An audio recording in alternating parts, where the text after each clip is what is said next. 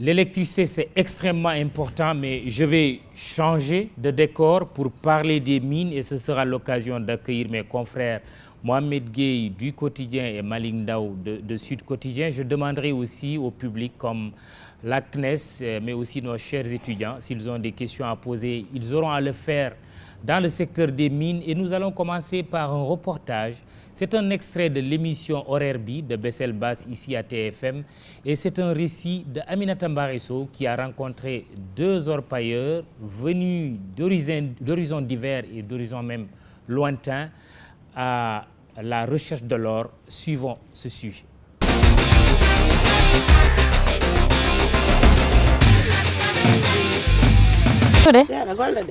Salimata Diallo arrive de loin, très loin, à la recherche d'une vie plus dorée. Cette aventurière a quitté sa Guinée natale pour atterrir à Bantanko, un village aurifère situé dans la région de Kédougou. Moi, je vivais avec mes parents en Guinée. À ma grande surprise, j'ai vu des amis revenir avec plein de sous. Quand je me suis renseignée, ils m'ont parlé de ce site aurifère qui se trouve à Kédougou. Là, je me suis dit, moi aussi, je vais tenter ma chance, histoire de me faire de l'argent. Comme Salimata, cet homme a lui aussi tenté l'aventure. Haousoufili Kamara est venu s'installer dans ce djoura avec une de ses épouses. Mais après 5 mois passés sur le site, les réalités se présentent autrement pour cet aventurier originaire de Tambacounda.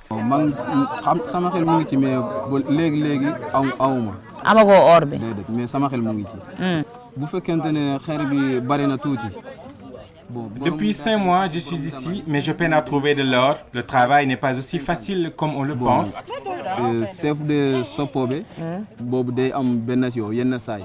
Je partage le boulot avec d'autres et au finish, on se partage les tas de pierres qu'on a extraits du sous-sol. Et c'est très dur, on n'y trouve rien.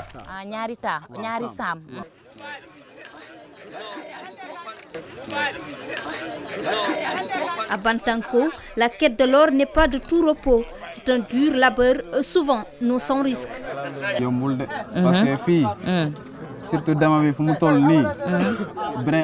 un dur quotidien que nous menons dans ces sites aurifères. Nous sommes exposés avec le matériel que nous utilisons. En plus, nous risquons notre vie en plongeant dans ces trous. C'est vraiment pénible.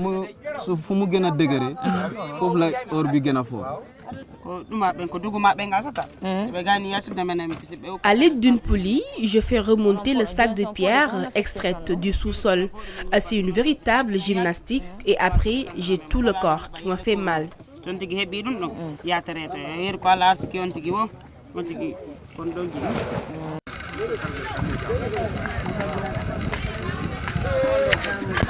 Après 4 mois de fouilles et de tri, Salimata n'a pu récolter que 2 grammes d'or qu'elle a revendu à 20 000 francs le gramme. Un business qui pousse aujourd'hui des milliers d'orpailleurs venus de l'intérieur du Sénégal et de la sous-région à envahir ces djouras ou sites aurifères dans la région de Kédougou.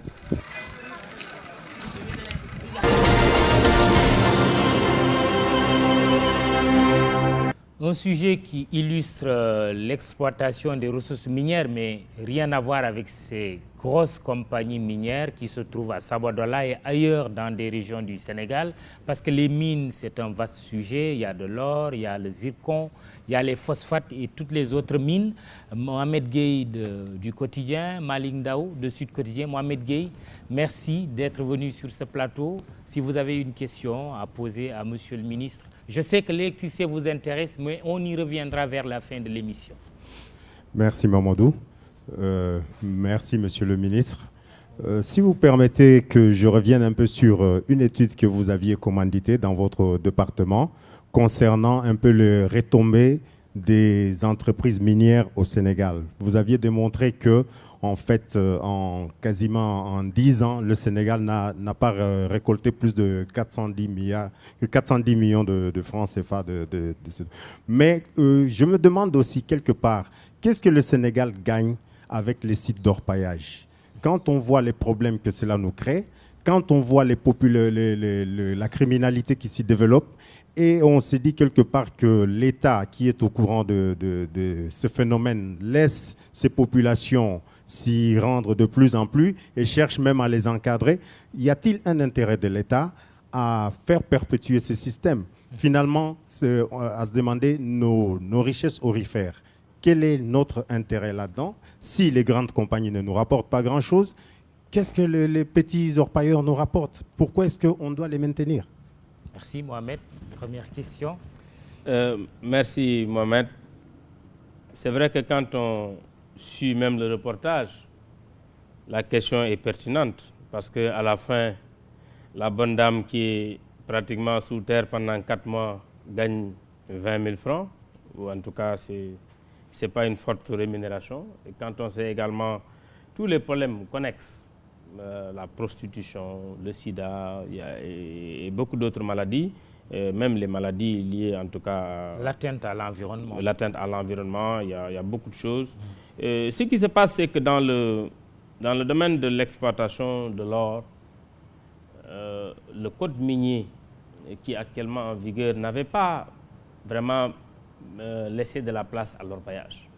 Et on sait quand même que c'est une activité qui est là bien avant le code minier. C'est peut-être, à mon avis, un passif qu'on aurait dû intégrer, qui n'a pas été intégré. Et vous savez, avec cette forte ruée des populations vers cette zone, des populations de la sous-région, je n'aime pas personnellement parler du terme étranger, parce que pour l'essentiel, c'est des ressortissants de la CEDEAO. Mais je dis, aujourd'hui, c'est des populations qui exercent une activité non encore réglementée. Je viens d'ailleurs suite aux instructions qu'on a reçues du Monsieur le Président de la République sur la réglementation de l'orpaillage, de signer l'arrêté pour réglementer l'activité d'orpaillage. Parce qu'aujourd'hui, n'importe qui peut être orpailleur, personne ne contrôle personne. C'est quelque chose qui est révolu. Vous savez, suite aux incidents qu'il y a eu quand même à faire quelques morts, oui. Le gouverneur avait sorti un arrêté. Et des Maliens, voilà, entre Burkinabé et des Maliens, puis il y a eu beaucoup de morts. Et on a arrêté en tout cas au niveau du site de Diabougou l'exploitation. Et les populations sont là-bas. Aujourd'hui, commencent même à poser des problèmes parce qu'elles ne connaissent pas théoriquement aucune autre activité. Donc, nous allons réglementer cette activité. Nous avons signé l'arrêté pour organiser l'activité d'orpaillage. Maintenant, au moins, nous pourrons identifier qui est orpailleur. Mais un autre problème qui se pose, c'est qu'en fait, ils ne font pas l'orpaillage traditionnel. Quand on parle d'orpaillage traditionnel, généralement, c'est peut-être des choses qu'on ramasse pratiquement à même le sol. Mais votre reporter a été là-bas. C'est vrai qu'elle a beaucoup plus montré une dame qui était déjà chez elle, mais il fallait les montrer dans les tranchées, dans les trous, 15, 20, 30, 40 mètres de profondeur. Notre caméraman a eu peur de descendre. Voilà, avec des explosifs. Ce n'est pas ça, l'orpaillage. Donc aujourd'hui, et même ça également, ils le font en ne respectant pas, parce qu'on n'a pas, n'importe qui ne peut pas aujourd'hui utiliser un explosif au Sénégal. Il faut une autorisation. Et je n'ai jamais reçu de demande d'autorisation de donner un explosif pour des orpailleurs. Mais il y a un volet extrêmement important posé par Mohamed Gueye. Qu'est-ce qui gagne l'État du Sénégal? Vous avez commandité une étude qui dit qu'on a perdu entre 2005 et 2012 plus de 400 milliards de francs CFA du fait d'exonération fiscale. Oui, ça c'est le code minier. Vous savez également, c'est en 2003 que le code minier a été voté. Avec cette promulgation, l'objectif était d'attirer les investisseurs. C'est vrai qu'il y a certains qui s'y sont engouffrés. La réalité, au finish, quand on a fait l'évaluation, nous avons abandonné l'équivalent de 400 milliards. D'ailleurs, principalement ces 400 milliards, c'est à 4 entreprises. Parce que c'est les grosses entreprises qui sont dans le domaine des mines. Lesquelles? C'est la Socosim, c'est les Ciments du Sahel, c'est les ICS. C'est les 3 plus grands également, ce qu'on a actuellement dans le pays, principalement. Accessoirement, c'est Dangote. Et quelques petites entreprises, je considère, en tout cas dans ce domaine.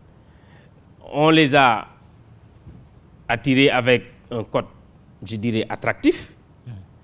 En retour, on a dit, effectivement, dans l'évaluation, on n'a pas eu grand-chose. Parce qu'il y a peut-être beaucoup d'avantages qu'on a laissés. C'est vrai, il y a peut-être quelque chose, je ne dirais pas grand-chose, il y a quand même des emplois, il y a peut-être... mais en tout cas, en retour, on n'a pas eu ce qu'on attendait.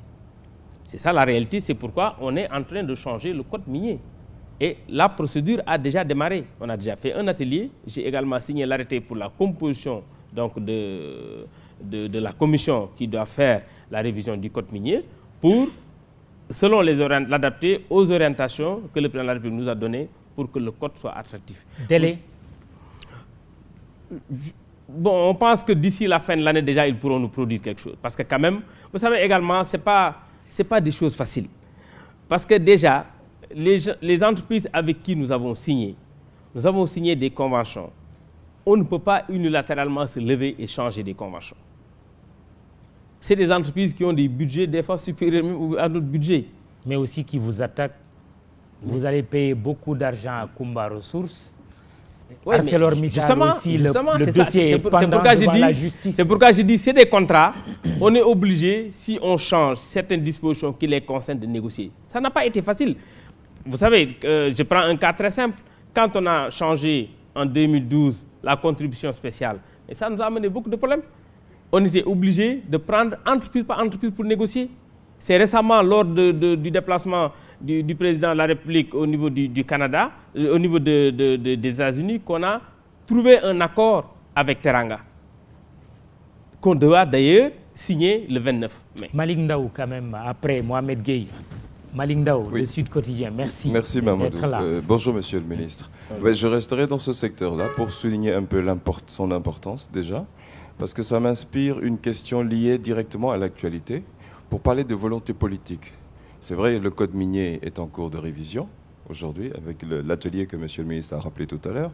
Mais moi, je m'étonne, pour un pays nouvellement nommé pays producteur d'or comme le Sénégal, qui a exprimé sa volonté vraiment de développer ce secteur-là, qui est le bienvenu dans le cadre de la diversification de nos ressources, notamment exportables, etc.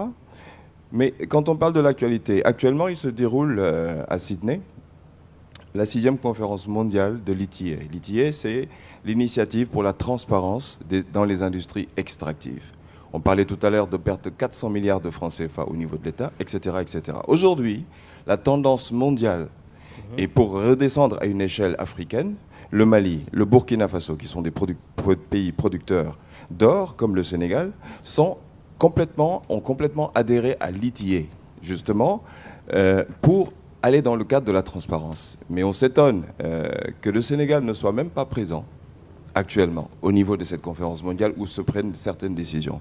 Alors moi, ça m'interpelle, je me demande où est la volonté politique justement par rapport à ça. Parce que les populations, l'État a besoin de transparence, la transparence des revenus. Combien on tire, combien l'État sénégalais tire en termes de revenus, comment ces revenus sont redistribués. Il me semble qu'aujourd'hui, où les populations se disent l'or, on est assis sur de l'or, on est assis sur des richesses, ce sont les populations les plus pauvres. Ce qui fait que la répartition, à mon avis, a une certaine importance. Donc il y a une question de transparence et de gouvernance, mais je ne sens pas personnellement la volonté politique à ce niveau-là. Je vous remercie. Bon, le fait d'adhérer à l'ITA ne règle pas le problème des mines. Hein. Sinon, les pays que vous avez cités ont aujourd'hui les mêmes problèmes que nous. À la limite, ce n'est même pas pire. Ils ne sont pas forcément, en tout cas, à meilleure fortune. Mais pour répondre à cette interpellation, je dois vous dire que le gouvernement du Sénégal a saisi, et ça c'est à l'avènement du président Macky Sall, l'ITA pour son adhésion. Le processus est très avancé. Il ne reste que dans le processus d'ailleurs qu'on a démarré le 19 juillet 2012, la nomination d'un haut responsable qui est chargé de la mise en œuvre.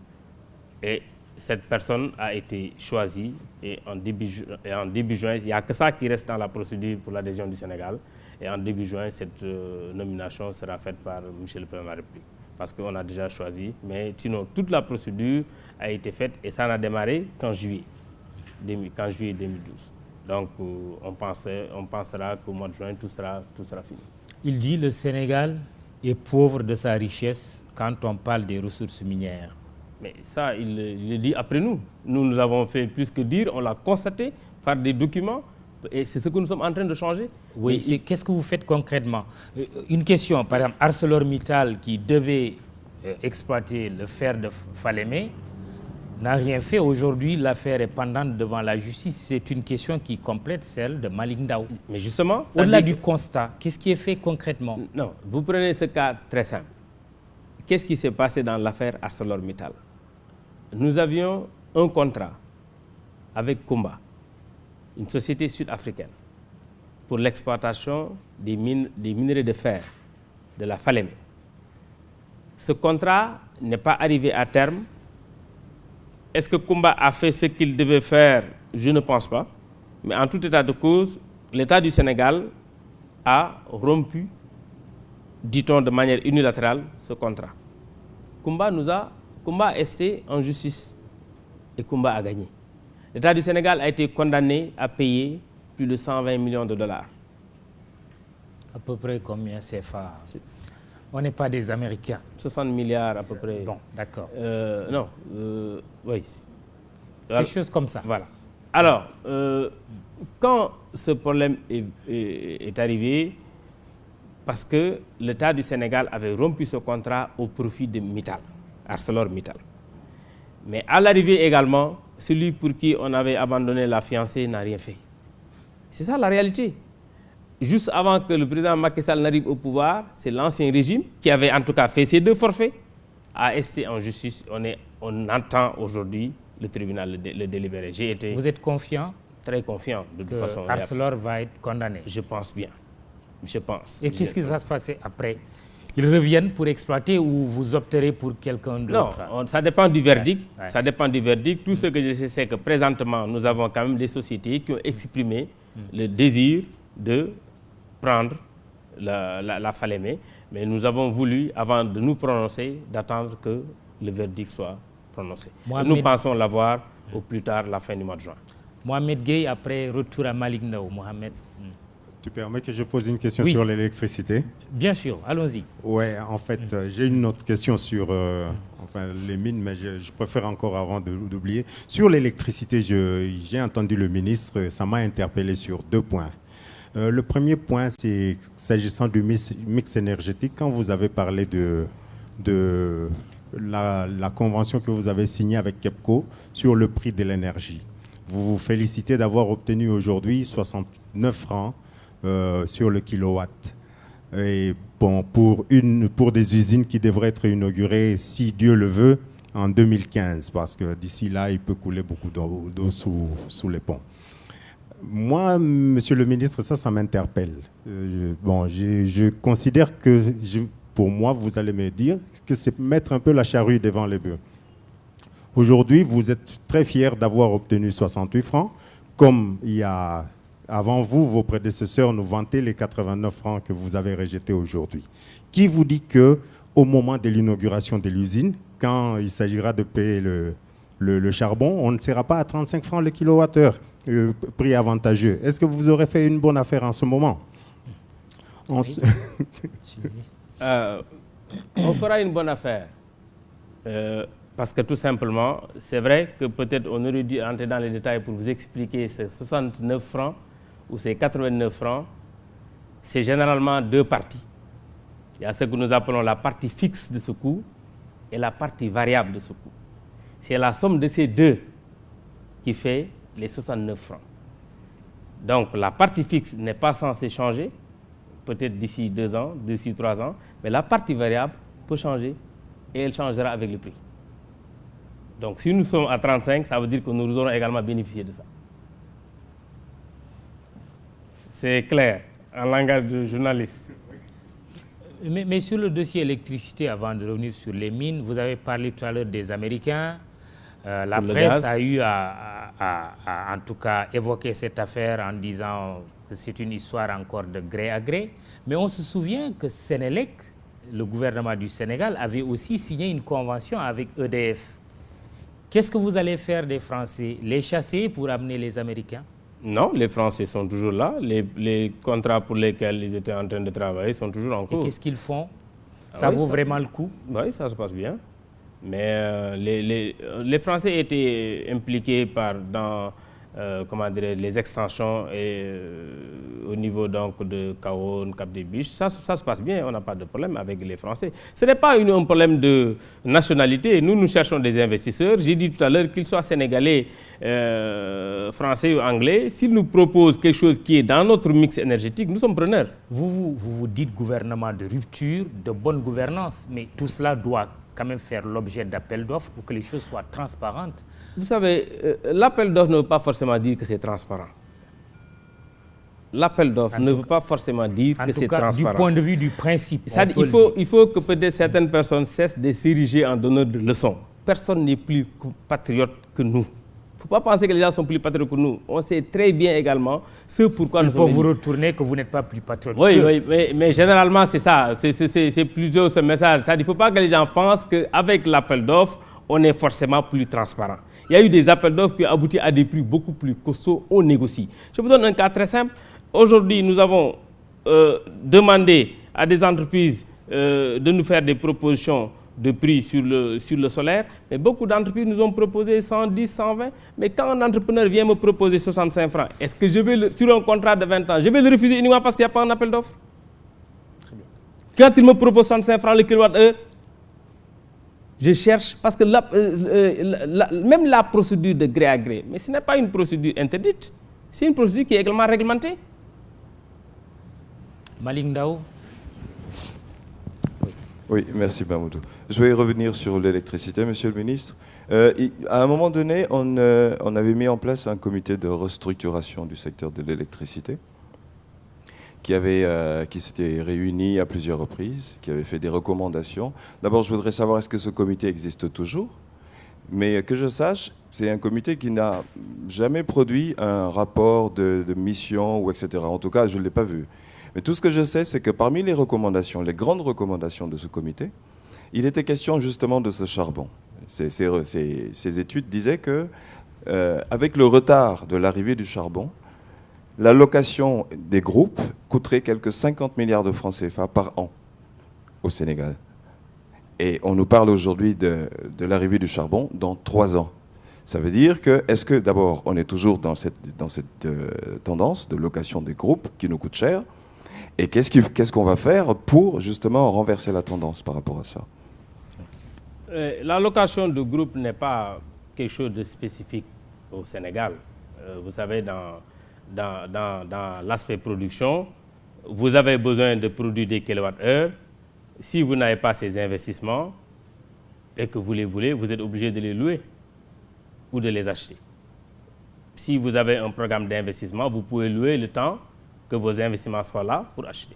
Ce qui est important, c'est peut-être de louer en tout cas ce qu'on peut supporter, parce que c'est tout ça qui est important. Nous avions loué 150 MW, mais c'était relativement lourd. Aujourd'hui, quand nous avons des centrales au fioul qui reviennent dans le parc, nous louons moins. En tout cas, l'objectif, ce n'est même pas de louer. Mais si on avait la possibilité aujourd'hui de louer du gaz, comme pratiquement ce qu'on est en train de faire à Sococim en quantité suffisante, on allait le faire.Louer, ce n'est pas forcément mauvais. Ça dépend seulement de ce qu'on loue. Aujourd'hui, nous avons 14 MW qui nous viennent de Sococim, mais c'est des investissements que la Sénélec n'a pas eu à faire. On nous vend l'électricité qui est produite là-bas. Ce n'est pas une propriété de Sénélec, c'est à peu près comme une location. La réalité, c'est que nous avions effectivement ces investissements au charbon qui étaient prévus d'arriver en 2006. En 2012, ça devait venir. Ouais, voilà, donc ce n'est pas là pour peut-être plusieurs raisons. Parce que quand même également, c'est des investissements lourds, hein, avec différents avantages, différentes négociations. Aujourd'hui, avec KEPCO, nous avons fini, c'est KEPCO, mais il y a quand même, avant KEPCO, une signature qui était déjà faite depuis 2008, qui aujourd'hui peut-être n'a même pas encore démarré, en tout cas aussi sur le terrain, bien que le promoteur ait dit avoir déjà commandé ses machines en usine et tout. Et nous pensons d'abord que la première centrale devrait être là en 2015-2016. La centrale de KEPCO, c'est elle qui est prévue pour venir en 2017, celle que nous venons de signer. Très bien. Alors, on va prendre 5 vraiment dernières minutes. Vous, monsieur Momar Ndao, mais aussi un étudiant quand même, hein, un étudiant pour terminer cette émission. Moi, je reviens juste pour avoir une réponse précise auprès de monsieur le ministre. il vient de rappeler l'importance de la disposition de la raffinerie dans l'économie du pays. Mais aujourd'hui, comme l'a dit le secrétaire général du syndicat national du travail du pétrole et gaz, SNTPGS, M. Abdourahmane Sissoko, la raffinerie est confrontée à un problème de trésorerie qui se résume à 2 niveaux. C'est d'abord l'encours Sénélec. Les administrateurs de la SAR ont plafonné les encours de la Sénélec à un montant bien déterminé de 27 milliards. Aujourd'hui, ce montant est autour de 30 milliards échus. Sans y ajouter l'encours qui est de 62 milliards. Aujourd'hui, il y a aussi les pertes sur le gaz butane que l'État a validé et accepté de rembourser de 2007 à 2011 et qui s'élève à 9 milliards 900 millions. Aujourd'hui, il y a un butanier qui est au large de la raffinerie Ambao, qui n'a pas encore déchargé.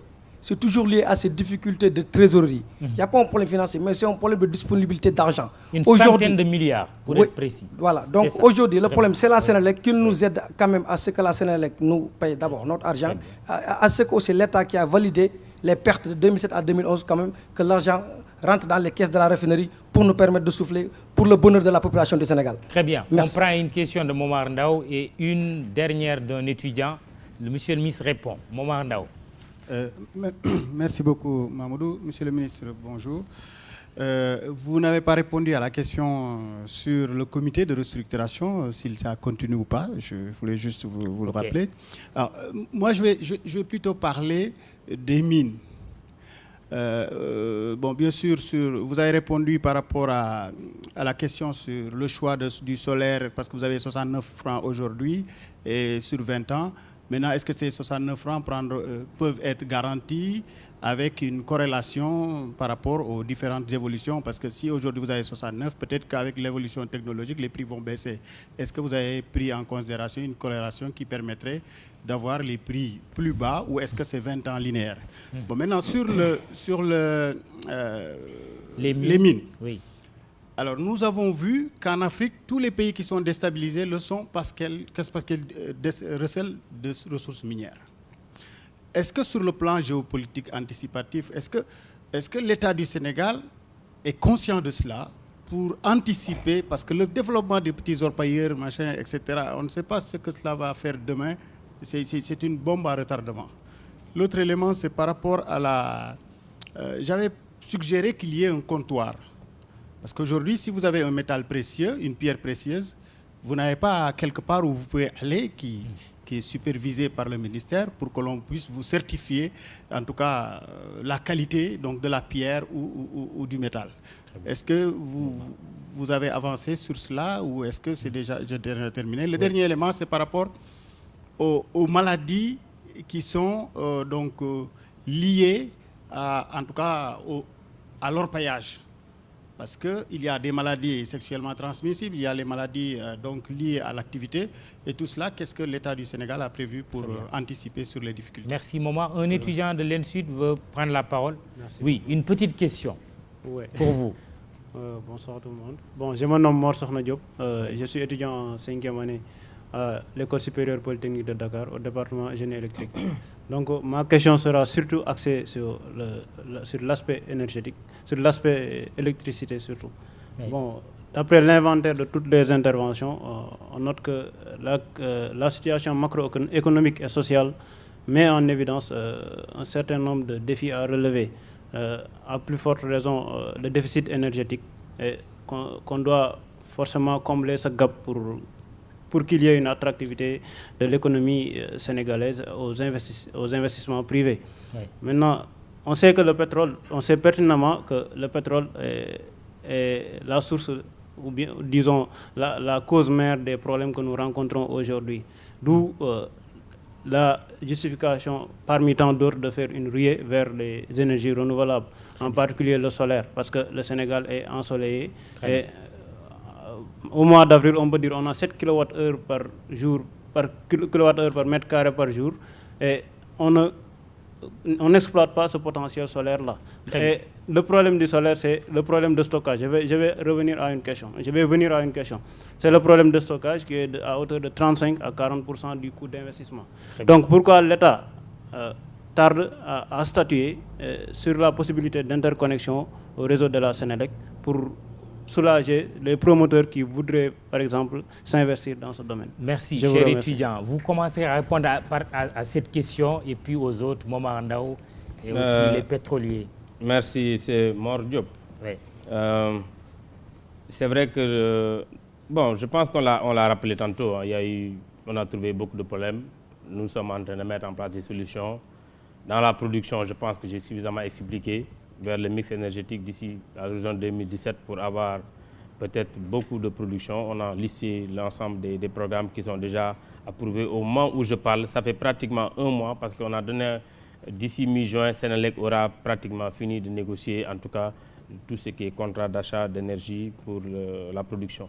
Le solaire. Dans le domaine de... Oui, le solaire fait partie également de ces choses parce que nous avons, au moment où je parle, il n'y a pas de 1 kWh produit dans le réseau interconnecté de la Senelec. Nous avons déjà agréé beaucoup de projets. La Senelec est en train de discuter. Nous avons déjà prévu une centrale à Tamba, une centrale à Ziguinchor avec objectif les premiers kWh disponibles dès décembre. Parce qu'on voudrait bien en tout cas l'avoir, parce que tout le processus est déjà mis en place. Mais même mieux, dans le programme également que nous avons adapté, j'ai prévu de faire une centrale de 4 MW à l'Université de Dakar. Une centrale, va coûter combien? Une centrale autonome qui va coûter, en tout cas en termes d'amortissement, moins cher que la facture que l'université ne paye pas malheureusement à la Senelec. Ça déjà, je peux vous assurer. Très bien. Et donc, pour nous, ça, c'est déjà une réalité parce que dans la lettre de politique du secteur de l'énergie, développement du secteur de l'énergie, nous avons prévu au minimum à l'horizon 2017 20% d'énergie renouvelable. Très bien. Alors, monsieur, les pétroliers, par rapport au problème de la SAR, Senelec qui leur doit beaucoup d'argent. Non, j'ai entendu parler, il a dit le conseil d'administration. Mais moi, je suis l'administrateur numéro 1 de la SAR. Oui. Donc, c'est mon problème, ce n'est peut-être pas son problème. Ça va être réglé maintenant, ce problème de trésorerie? Mais vous savez, c'est un couteau à double tranchant. Au moment où ils vous parlent de ça, ils ont fait tellement de pression pour que la Senelec signe son contrat. Signent leur contrat parce que Senelec, c'est 50% de leur chiffre d'affaires. Au moment où ils vous parlent de ça, aujourd'hui ils parlent de payer. Mais pendant que le contrat n'était pas signé, c'était signer le contrat. Ils n'ont pas cherché d'autres clients.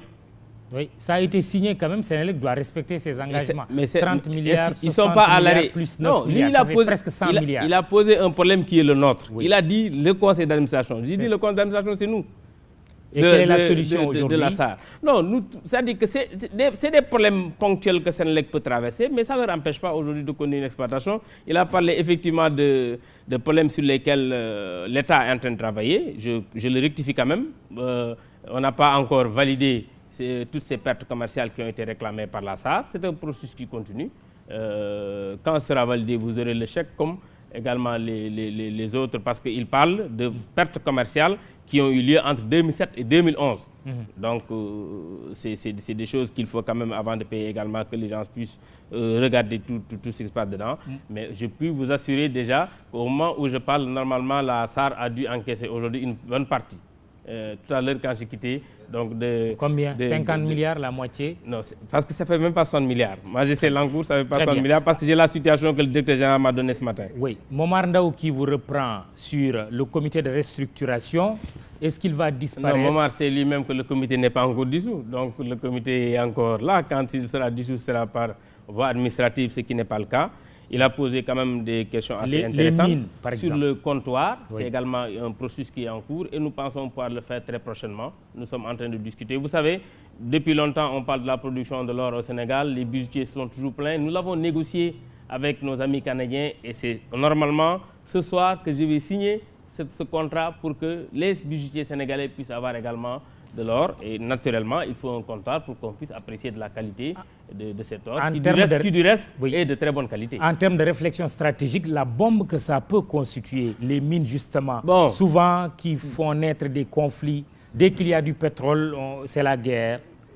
Bon, pas forcément. Il y a quand même du pétrole ailleurs sans qu'il y ait la guerre. De toute façon, nous allons prendre toutes les dispositions. C'est vrai que c'est l'or qui attire peut-être tout ça. Je vous ai dit que nous avons signé en tout cas l'arrêté pour réglementer l'activité d'orpaillage. Nous allons prendre toutes les dispositions pour que ces sites également soient sécurisés. Il y a des gens qui s'adonnent à ce travail. S'ils s'appellent orpailleurs, il faut que ça soit fait conformément au travail d'orpailleur. Ceux qui veulent faire de l'exploitation industrielle font l'exploitation industrielle et chacun sait faire son métier qui est réglementé. Et les vaches sont bien gardées, comme on le dit souvent. Merci, monsieur le ministre de l'Énergie et des Mines. Ali Ngouille Ndiaye, il y avait une question sur la santé, mais nous sommes rattrapés par le temps. Le réalisateur n'arrête pas de me demander d'arrêter. Merci à Mohamed Gueye aussi, notre confrère du quotidien. Malik Ndao de Sud Quotidien. Merci, vous, chers téléspectateurs, de nous avoir regardés ce soir encore. Prochain rendez-vous des Affaires de la Cité dans un mois. Merci au sympathique public. Au revoir, à très bientôt.